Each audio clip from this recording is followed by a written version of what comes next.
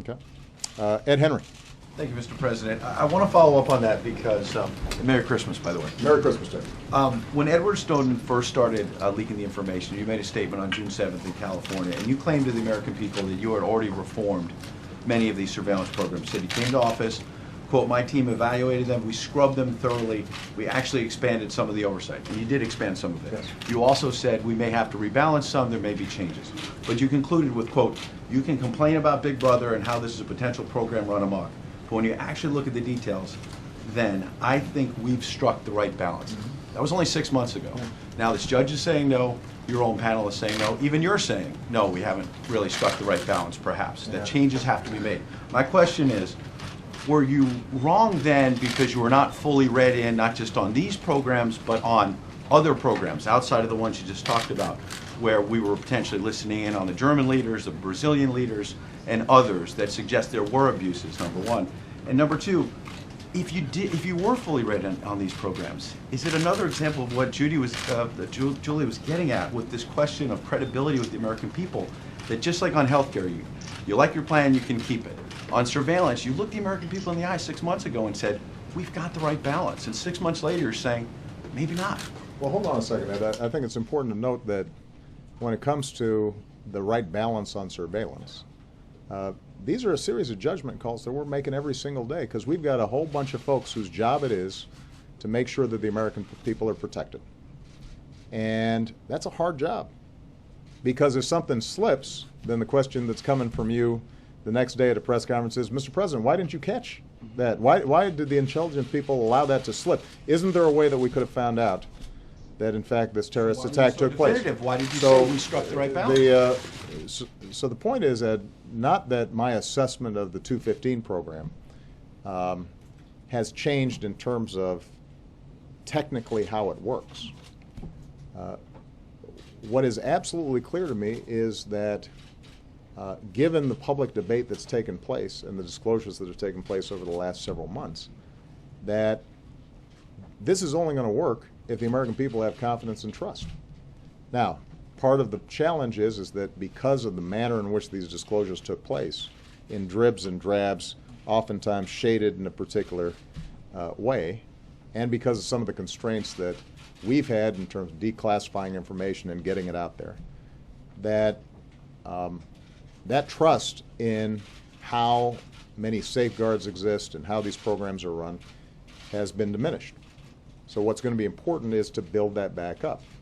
And I take that into account in weighing how we structure these programs. So let me just be very specific on the 215 program. It is possible, for example, that some of the same information that the intelligence community feels is required to keep people safe can be obtained by having the private phone companies keep these records longer and to create some mechanism where they can be accessed in an effective fashion. That might cost more. There might need to be different checks on how those requests are made. There may be technological solutions that have to be found to do that.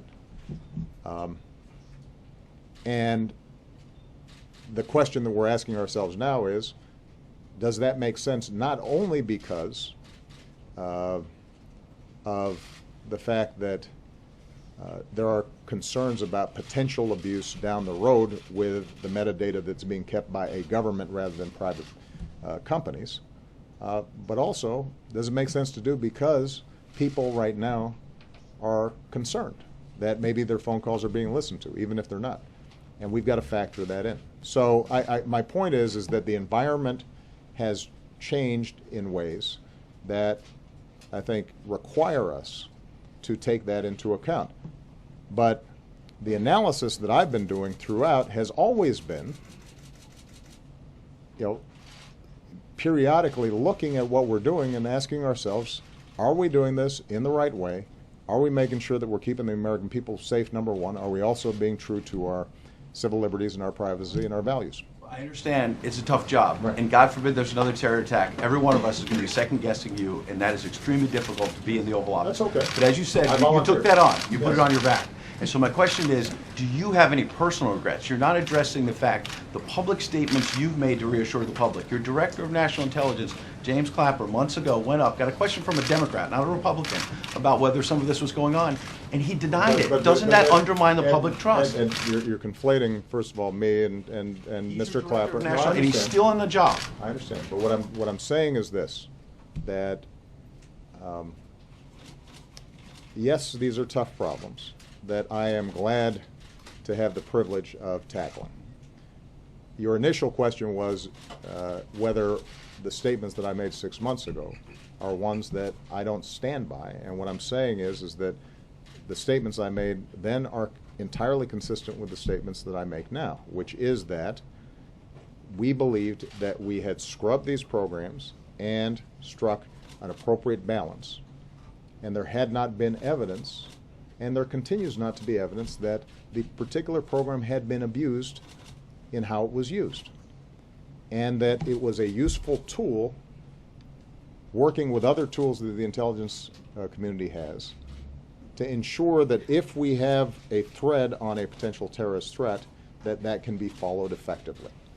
What I've also said, though, is that in light of the disclosures that have taken place, it is clear that whatever benefits the configuration of this particular program may have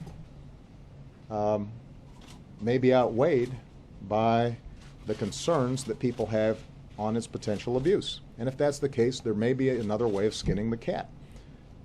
So we just keep on going at this stuff and saying, can we do this better? Can we do this more effectively? I think that the panel's recommendations are consistent with that. So if you had a chance to read the overall recommendations, what they were very clear about is we need this intelligence. We can't unilaterally disarm. There are ways we can do it potentially that gives people greater assurance that there are checks and balances, that there's sufficient oversight, sufficient transparency.